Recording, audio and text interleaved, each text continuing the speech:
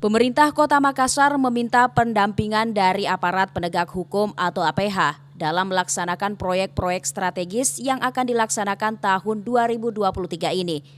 Sebelum melakukan pendampingan, pihak Kejaksaan Negeri Makassar meminta agar Pemkot Makassar mengekspos proyek-proyek strategis tersebut yang ingin mendapatkan pendampingan oleh APH. Sejumlah kepala dinas yang akan melaksanakan proyek strategis tahun 2023 harus mempresentasikan kegiatan tersebut di Kejaksaan, diantaranya Dinas Pekerjaan Umum atau PU, Dinas Penanaman Modal Pelayanan Terpadu Satu Pintu atau PMPTSP, Dinas Lingkungan Hidup, Dinas Ketahanan Pangan, Dinas Perhubungan, Dinas Pendidikan, Dinas Koperasi dan UMKM, Dinas Perdagangan, Dinas Kominfo, dan Badan Perencanaan Pembangunan Daerah atau Bapeda.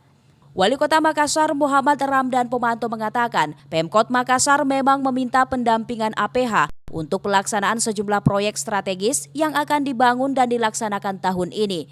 Beberapa di antara proyek tersebut adalah pembangunan Government Center atau Mall Pelayanan Publik, revitalisasi Karebosi, Makassar Chor City Arena atau MACA, sirkuit Untia, pembangunan gedung PAUD dan sekolah terintegrasi, PSEL, dan beberapa proyek lainnya.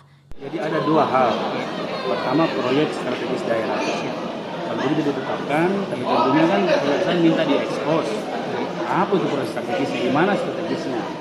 Nah, sehingga itulah yang ini hari harus diekspos. Tapi saya tidak sempat hadir biar. Yang kedua, penetapan tentang proyek inovasi. Karena di dalam undang-undang itu inovasi tidak bisa dipidanakan. Kecuali ada temuan. Seperti itu. Jadi kita bikin dua SK. Inovasi daerah dan proyek strategis daerah. Untuk pendampingan ini, diakui Pemkot Makassar menyiapkan anggaran khusus yang melekat di masing-masing kegiatan. Pendampingan yang dilakukan APH tersebut diharapkan bisa melancarkan mekanisme atau tahapan pengerjaan, mulai dari proses pengajian tender hingga proses pembangunan. Ira, Fajar TV dan Fajar Radio melaporkan.